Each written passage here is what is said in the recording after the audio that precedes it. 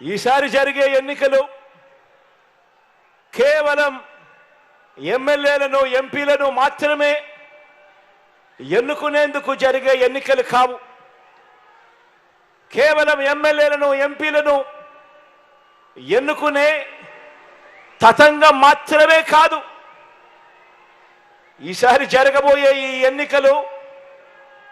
ఎన్నికల్లో మన ఓటు వేసి మన ఐదేళ్ల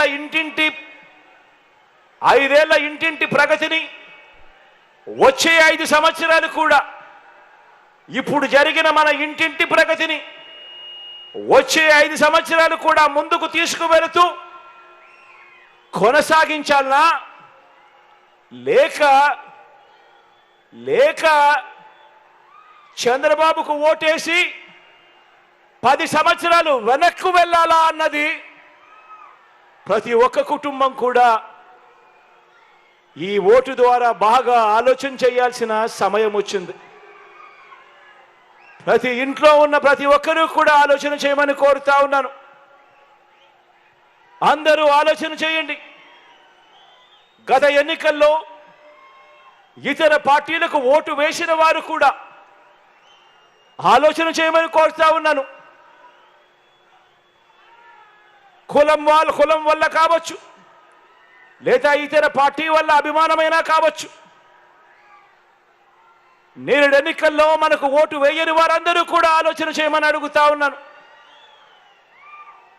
ఈ ఎన్నికల్లో వేసే ఈ ఓటు కేవలం ఎమ్మెల్యేలను ఎంపీలను ఎన్నుకునే ఓటు కాదు. ఈ ఓటుతో మన తలరాతలు మనమే రాసుకునే ఓటు ఇది. అందుకే ప్రతి ఒక్కరిని అడుగుతా ఉన్నా, ప్రతి ఒక్కరూ కూడా చివరకు మనకు ఓటు వేయని వారందరినీ కూడా అడుగుతా ఉన్నాను. గత ఎన్నికల్లో ఓటు వేయని వారిని కూడా అడుగుతా ఉన్నాను. ప్రతి ఒక్కరూ కూడా మీరు మీ కుటుంబానికి ఎవరి పాలనలో మంచి జరిగింది అన్నది ఆలోచన చేయమని కోరుతా ఉన్నా. ఓటు వేసే ముందు ఆలోచన చేయమని అడుగుతా ఉన్నా. రైతులుగా, వృత్తుల వారిగా, సామాజిక వర్గాల వారిగా అందరూ కూడా ఆలోచన చేయండి. ఇంటికి వెళ్ళి మీ ఇల్లాలితో ఆలోచన చేయండి. ఇంటికి వెళ్ళి మీ పిల్లలతో ఆలోచన చేయండి. ఇంటికి వెళ్ళి మీ ఇంట్లో ఉన్న మీ అవ్వ తాతలతో కూర్చొని ఆలోచన చేయండి. అందరూ కూడా ఆలోచన చేయండి.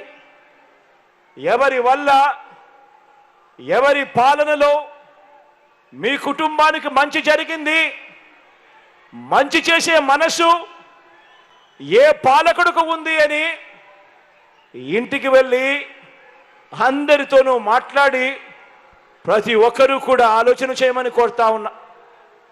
ఆలోచన చేసి సరైన నిర్ణయం తీసుకోండి అని చెప్పి ఈరోజు ఈ సభ ద్వారా రాష్ట్ర ప్రజలందరినీ కూడా ఈరోజు కోరుతా ఉన్నా. ఎందుకనంటే ఈ ఎన్నికలతో మీ కుటుంబాల భవిష్యత్ అన్నది నిర్ణయం అవుతుంది అన్నది ప్రతి ఒక్కరూ గుర్తుపెట్టుకోమని కోరుతా ఉన్నా. ఈ ఎన్నికలు మంచి చేసిన మనకు ఓ జైత్ర యాత్ర అయితే, మోసాల బాబు పార్టీకి ఈ ఎన్నికలు చివరి ఎన్నికలు కావాలి అని చెప్పి ఇక్కడ నుంచి పిలుపునిస్తా ఉన్నాను. మీరే గమనించండి.